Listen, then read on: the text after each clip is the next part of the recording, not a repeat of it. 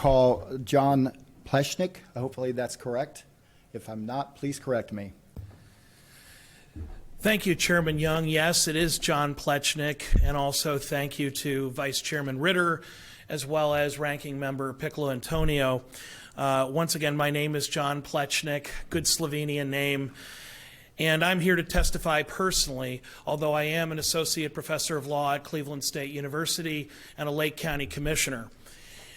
I want to start with the very serious comment that Senate Bill 1 is being marketed to conservative Republicans like myself as an anti-DEI bill or a DEI ban. If you want to never say die, I say go for it. Between Dave Yost in Ohio and Donald Trump nationally, DEI is dead on arrival. There is not seriously DEI at Ohio public universities today, whether you want it or not. To be quite honest, whether you want it or not, those policies are foreclosed. So if you were to pass a DEI ban today, it would have next to no effect on Ohio public universities. But it's not really. I don't believe SB 1 or SB 83 before it is about banning DEI. It's really coming back to banning unions. And I think it's particularly important to have a bit of a history lesson. I'm a law professor, not a history professor, but history matters. And this is not the first time unions in Ohio have been assaulted in recent memory. In 2011, Governor John Kasich and company tried to pass Senate Bill 5, and in fact they did pass Senate Bill 5 to effectively abolish a host of different unions. The public was so outraged that they put SB 5 on the ballot to repeal it. And you want to know who came to Governor Kasich's aid? Was it our President Donald Trump? No. Was it true conservatives? No. It was none other than Dick and Liz, wait for it, Cheney. Dick and Liz Cheney headed up the fight in Ohio to block the repeal and abolish unions once and for all. So as we all stand together, particularly my conservative and Republican friends, I want you to ask yourself, are my policies aligned with Donald J. Trump or with Dick and Liz Cheney and Governor Kasich? Because abolishing unions in Ohio really comes down to the anti-populist, the pro-Wall Street, pro-administration, pro-billionaires and bureaucracy philosophy of the Cheneys. So what does Senate Bill 1 effectively do? It takes away unions' right to collectively bargain on some of the most fundamental issues that ultimately protect minority viewpoints. And need I remind you that conservatives are in the tiniest minority on campus. If a liberal dean or administrator goes renegade, they're not going to be punishing their liberal friend for pushing DEI programs. They're going to be looking for pretexts and excuses to fire conservative Republican faculty. Oh, you posted your support for Donald Trump on Facebook? That's the 3-minute time limit, sir. Do we have any questions from the committee? Ranking member? Go ahead. Thanks, Chair. Thank you, Mr. Plecnik, Professor, Commissioner. Actually, you have a few titles. Thanks for being here today. I have a question specifically about your area of town. There is a university there, a community college in Lake County that I think is currently going through a process of retrenchment or layoffs for faculty. Can you talk about, from your perspective, and if you don't know how that process is working for them, that's fine, but can you talk about why it's important for faculty to be involved in how that process works? Through the chair to the representative, absolutely.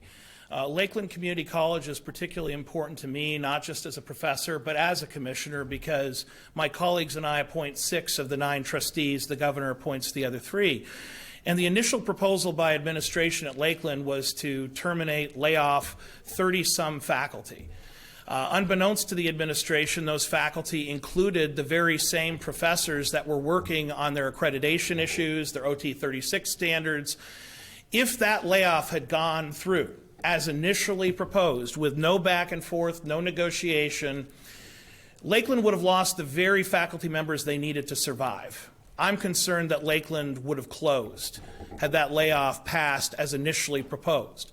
But thankfully, under current law, administration was forced to work under the collective bargaining agreement, to negotiate with faculty on all terms, and we're essentially put on notice, do you really want to let these folks go? Long story short, the union agreed that some departments weren't economically feasible. They gave up positions, the budget will be balanced, and ultimately the job will be done. But Lakeland is stronger today because both sides were forced to negotiate with one another. It is never a positive to give one side all the power because they will always abuse it. Brief follow-up, Chair. Thank you. Thanks, Commissioner. Could you just elaborate a little bit more on same question I asked to Professor who testified before you? Talk about it from the student's perspective. Oh, I'm not even on. Could you talk about it from the student's perspective and the impact that it makes to have faculty involved in negotiating how that process will work? From the student's perspective, the faculty are their strongest advocates. As it's been said, presidents and deans come and go. I think the average term of a high-level administrator is 4 years.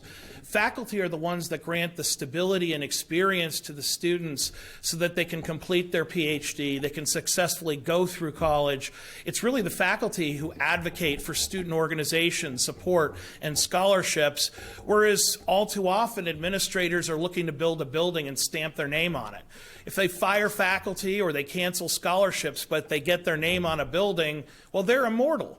And unfortunately, students only have one advocate, their professor, and that advocate is about to be silenced. Representative Miller. Thank you, Chair. Welcome back. Another bill, same bill. Real quick, two questions, so I'll do the first one real quick as a yes or no. Is the sponsor of this bill a trustee at that particular community college? Was he? He used to be. Follow-up, Chair? Yes. Through the Chair. So when he gave testimony last time, he had stated, after a little bit of under duress, yes, this is my bill. I wrote it. Do you think this bill is another example of people out in Ohio coming down to the state with a grievance and using the law and this position to bludgeon their opponent or somebody that they're not happy with or an issue that they didn't feel they had an ability to deal with in the particular rules and guidelines that they were living under at that time? Because that's kind of how this appears. Your thoughts on why this bill is there, and is it part of it originate from his experience at Lakeland Community College? Through the chair to the representative, I have heard from faculty that they have deep concern that former trustee Serino had a bad experience negotiating with faculty. He wanted to be able, as in a business, to simply hire, fire, decide without any input, and didn't like the collaborative atmosphere he was required to engage in. I haven't had that conversation with Mr. Serino. That is the opinion of folks in the Lakeland Faculty Union. Can we address the bill rather than individuals, please? Thank you.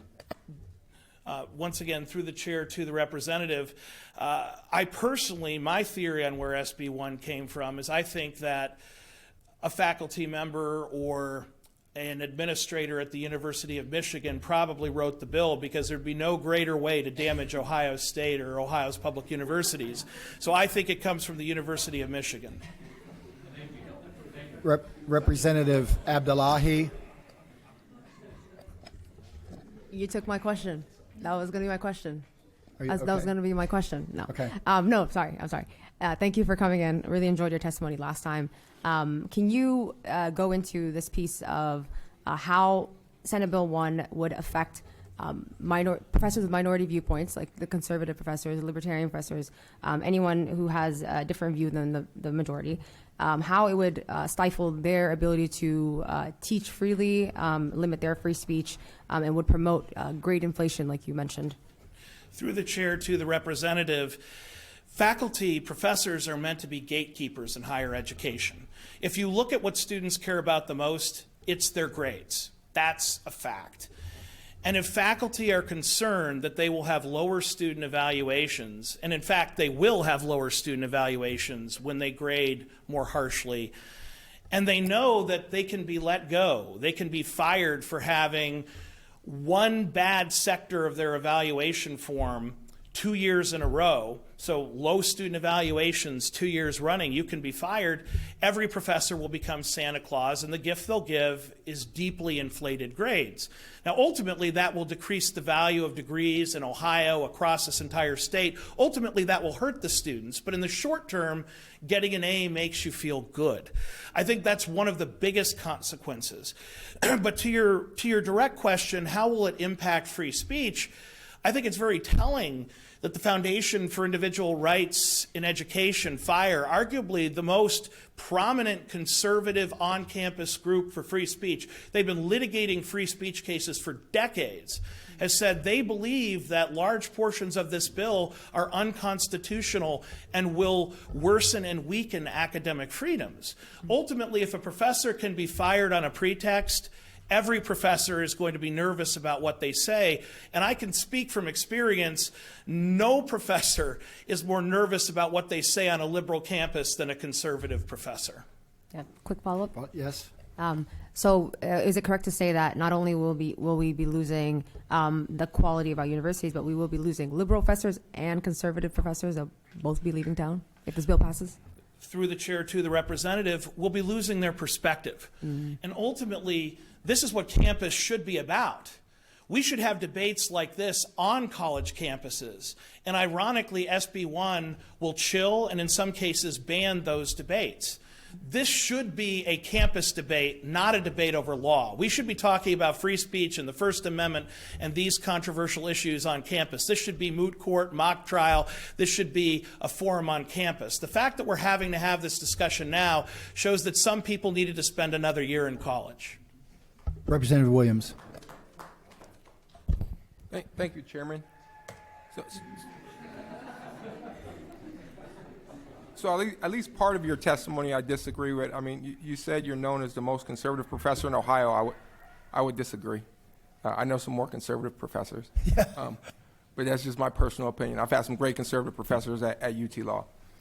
But specifically in relation to not only your testimony, but the prior testimony of the previous witness, do you believe that a student that's in their last semester, graduating with their degree, who's planned their life out 4 years, 6 years in advance, who has an internship in the summer or a job lined up in the last semester of their degree, should have their education stopped at a halt because you decide to either strike or threaten to strike? That person took out student loans for their tuition. They've paid up their lease on their apartment. They may have even put a deposit down on a house in another state in order to move to that new job. And we're going to pause that because you want the ability to use what the prior witness said is the nuclear weapon option, which is a strike. Do you think that's fair to the student? Through the chair to the representative, if I were the student, I would prefer to have a real degree with grades that mattered, with a campus where free speech and debate was privileged and paramount, rather than get a diploma from a mill. And so if I had to have a strike to make sure that my degree and my university were strong, I would say thank you. Follow up. Please refrain from responding or you will be removed from the hearing. Got it? Thank you. You didn't answer the question.